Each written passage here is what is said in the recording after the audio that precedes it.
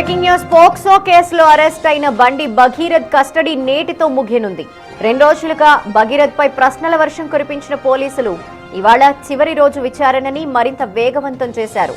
నేడు విచారణ ముగిసిన అనంతరం భగీరథ్ కి వైద్య పరీక్షలు నిర్వహించి ఆ తర్వాత కోర్టులో హాజరుపరిచి రిమాండ్కి పంపనున్నారు.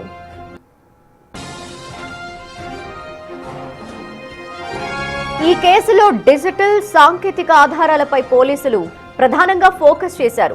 బాధితురాలతో ఇన్స్టాగ్రామ్, వాట్సాప్, స్నాప్చాట్లో జరిగిన చాటింగ్లకు సంబంధించిన ఆధారాల్ని పోలీసులు ఇప్పటికే సేకరించారు. ఈ మొబైల్ డేటా ఆధారంగానే నిన్న 2వ రోజు భగీరథ్ ని గంటల తరబడి ప్రశ్నించారు. అయితే తొలుత ఫోన్లోని డేటాని ఎందుకు డిలీట్ చేయాల్సి వచ్చింది, ఆ చాటింగ్స్ వెనక ఉద్దేశం ఏంటి అనే అంశాలపై పోలీసులు భగీరథ్ ని ఇవాళ ప్రశ్నించే అవకాశం ఉంది. ఇప్పటి వరకు భగీరథ్ చెప్పిన సమాధానాలన్నింటినీ పోలీసులు రికార్డ్ చేశారు.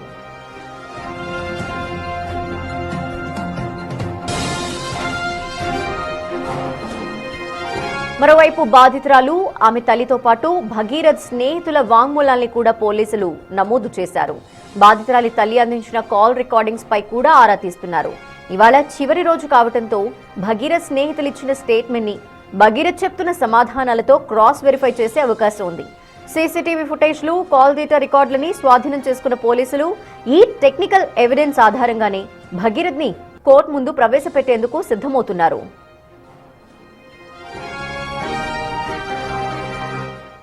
మరిన్ని డీటెయిల్స్ మా ప్రతినిధి రాణా అందిస్తారు. రాణా, ఈ రోజుతో కస్టడీ ముగిపోతోంది బండి భగీరథ్ కి సంబంధించి. సో ఈ రోజు ఎటువంటి డీటెయిల్స్ పై అతన్ని ప్రశ్నించే అవకాశాలున్నాయి? లక్ష్మి, ఇవాళ చాలా కీలకంగానే ఉండబోతుంది విచారణ. ఎందుకంటే 2 రోజుల నుంచి చేసినటువంటి విచారణ వేరు, కానీ ఇవాళ చివరి రోజు కాబట్టి ఖచ్చితంగా టెక్నికల్ ఎవిడెన్స్ అనేది ఈ కేసులో చాలా ఇంపార్టెంట్. సో బాధితురాలకు సంబంధించిన అంశంలో ఎవరైతే అక్యూజ్డ్గా ఉన్నటువంటి పర్సన్ అదే ప్లేస్లో ఉన్నారు, దాంతోపాటు అప్పుడు జరిగిన సందర్భం నుంచి దాదాపు 2 నెలల పాటు కూడా వారి మధ్య జరిగినటువంటి సంభాషణ, వాట్సాప్ కానీ, వీడియో కాల్స్ కానీ, కాల్స్ కానీ, వాట్సాప్ కాల్స్ కానీ, తర్వాత చాటింగ్ కానీ, ఇతర అంశాలు కానీ, ఫొటోస్ కానీ, వీడియో షేరింగ్ కానీ, ఇవన్నీ అనేక అంశాలు కూడా జరిగాయి. కాబట్టి వాటినన్నీ కూడా బండి భగీరథ్ ఫోన్లో ఎరేజ్ అయి ఉన్నాయి. ఏకంగా ఫోన్ పూర్తిగా ఫార్మాట్ అయిపోయిన నేపథ్యంలో ఆ డేటాను అంతా కూడా రిట్రైవ్ చేశారు. రిట్రైవ్ చేసిన దాంట్లో కొంతవరకు డేటా ఈ కేసుకు సంబంధించిన అంశంలో ఉపయోగపడుతుందని కూడా పోలీసులు భావిస్తున్నారు. సో దాన్ని బేస్ చేసుకొని నిన్నంతా క్వశ్చన్ చేశారు, మొన్న కూడా క్వశ్చన్ చేశారు. సో క్వశ్చన్ చేసిన తర్వాత మొత్తం వీడియో రూపంలో కూడా రికార్డు కూడా చేసినటువంటి నేపథ్యం అయితే కనపడుతుంది. సో ఈ కేసులో బాధితురాలు చెప్తున్నట్టుగా ప్రతి ఒక్క ఇన్సిడెంట్ జరిగినటువంటి ప్లేస్లో అంతా కూడా సీసీ కెమెరాల యొక్క ఫుటేజ్ని ఇప్పటికే పోలీసులు స్వాధీనం చేసుకున్నారు. మొయినాబాద్ ఫామ్ హౌస్కి వెళ్ళారు.